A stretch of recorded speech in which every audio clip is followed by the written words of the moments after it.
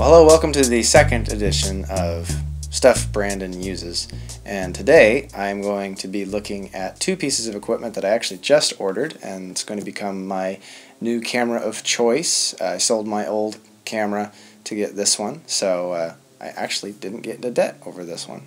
Imagine that. Anyway, this is the, I'm going to be opening the Lumix GH4.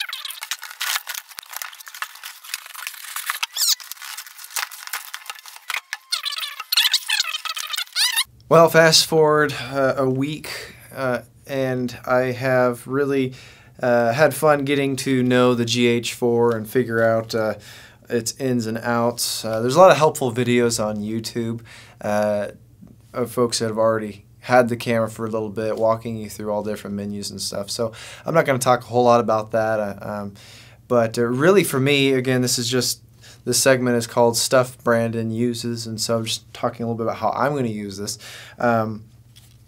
It's a 4K camera, or video. It's capable of filming video in 4K. That's primarily what I'm going to use the GH4 for. But my primary output is going to be HD. I'm not going to be really focusing on 4K output because for my purposes, I don't think that 4K is overkill. Really, it is overkill. My reason for wanting 4K then is so that I can have really nice and really clean HD footage. Because it's compressed, you still have to be careful with it in terms of color.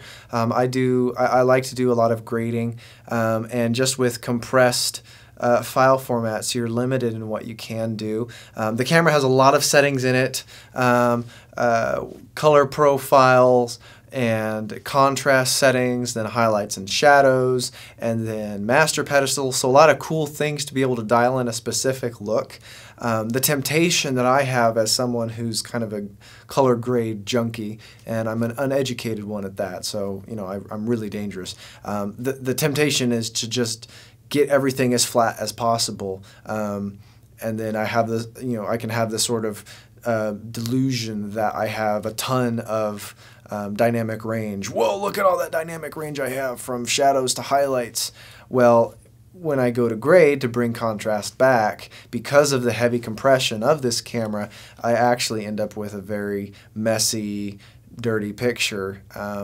And so it really, I've found some nice settings to get a good, clean, neutral look that has a very nice roll-off in the shadows and highlights while still having a fairly low contrast look. Basically, I've just turned all the contrast on the Cinelike D setting all the way down to -5.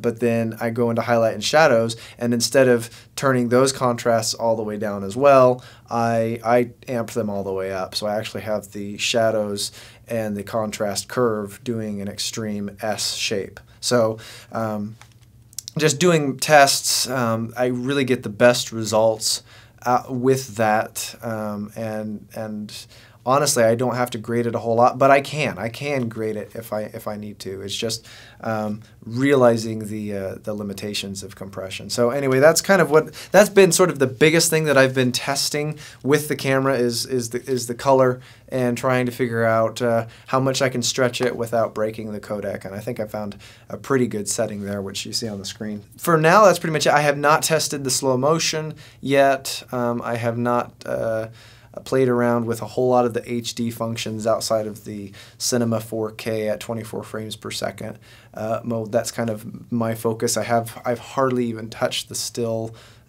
functions at all on this camera. For me, the GH4 is all about the video. So yeah, so that's some stuff that I'm using. Yeah, we'll see in another month or so, and I'll probably be talking more about some aspect of this camera, or I might be talking about something else. Probably talking about something else, as there's only so much you can talk about with cameras before you completely bore your audience. So anyway, I'm looking forward to this month of May. I'm actually in the process of developing a new screenplay with a friend based on a book that he wrote, and in addition, I'm continuing to recut and re-edit and actually planning to reshoot some of my current feature film, Mark of the Veil, as well as doing pre-production for a short film, Present Courage, that I wrote earlier this year. So I've got a lot on my plate, and I'm looking forward to using these tools with some of those projects. So until next time, this is stuff that Brandon uses.